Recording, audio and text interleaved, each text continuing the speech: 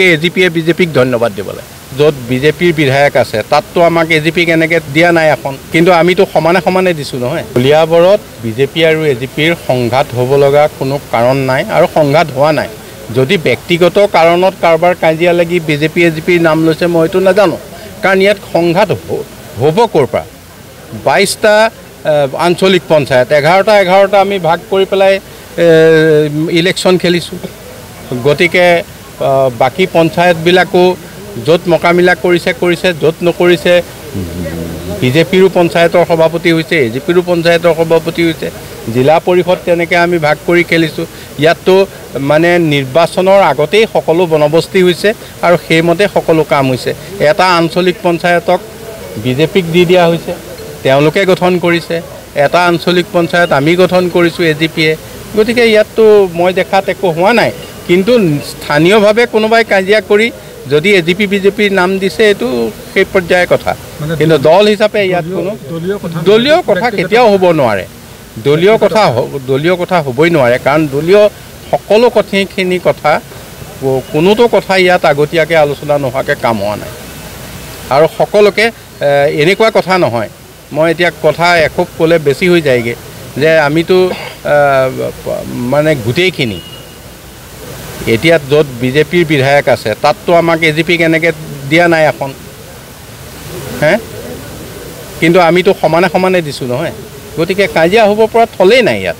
নহয়, কলিয়াবৰত যি ধৰণে আমাৰ মিত্ৰতাৰ বান্ধোনটো আছে, আমি বিজেপিয়ে এজিপিক ধন্যবাদ দিব লাগে, এজিপিয়ে বিজেপিক ধন্যবাদ দিব লাগে। আজি কলিয়াবৰ আঞ্চলিক পঞ্চায়তৰ সভাপতি, উপসভানেত্ৰী আৰু সন্মানীয় কাউন্সিলৰসকলে আজি কাৰ্যভাৰ গ্ৰহণ কৰিলে আৰু তেখেতসকলে কাৰ্যভাৰ গ্ৰহণ কৰি আজি সকলোৰে আশীৰ্বাদ কামনা কৰি ইয়াত একত্ৰিত কৰিলে।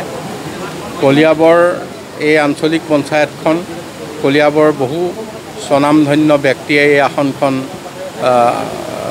শুৱনি কৰি আহিছে। আমি ভাবিছোঁ এতিয়াৰ সভাপতি প্ৰদীপ বৰা, উপসভানেত্ৰী জোনালী হানচেপি আৰু সদস্যসকলে ইয়াৰ মৰ্যাদা ৰক্ষা কৰি কলিয়াবৰত ৰাখি থৈ অহা সন্মান তেওঁলোকে আৰু দুগুণে বৃদ্ধি কৰিব আৰু সকলোৱে ৰাইজৰ মনৰ কথা বুজি আগবাঢ়ি যাব। মই এটা কথা কৈছোঁ যে ইয়াত কোনো আমাৰ বিৰোধী পক্ষ নাই, গতিকে যাতে সকলোৱে সমভাৱে কাম কৰি যোৱাত নিজৰ ভিতৰত কোনো খামখেয়ালি নোহোৱাকৈ আগুৱাই যায়, এই কথাটোৱে আজিৰ দিনটোত আশা ৰাখিছোঁ। আৰু যোৱাকালিও আমাৰ পশ্চিম কলিয়াবৰ যিখন আঞ্চলিক পঞ্চায়ত সেইখনেও দায়িত্বভাৰ গ্ৰহণ কৰিছে, তেওঁলোকৰ প্ৰতিও মই আন্তৰিক শুভকামনা অভিনন্দন জ্ঞাপন কৰিছোঁ।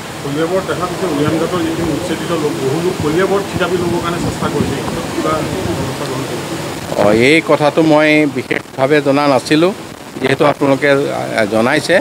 তৎমুহূৰ্ততে মই প্ৰশাসনৰ লগত ইতিমধ্যে আলোচনা কৰিম আৰু কোনো তেনেকুৱা লোক যাতে বাহিৰৰ পৰা আহি ইয়াত ক'তো বসতি কৰিব নোৱাৰে আৰু কোনেও যাতে তেওঁলোকক নিজৰ মাটি বাৰীত স্থান নিদিয়ে, মই এইটোৱে আশা কৰিম।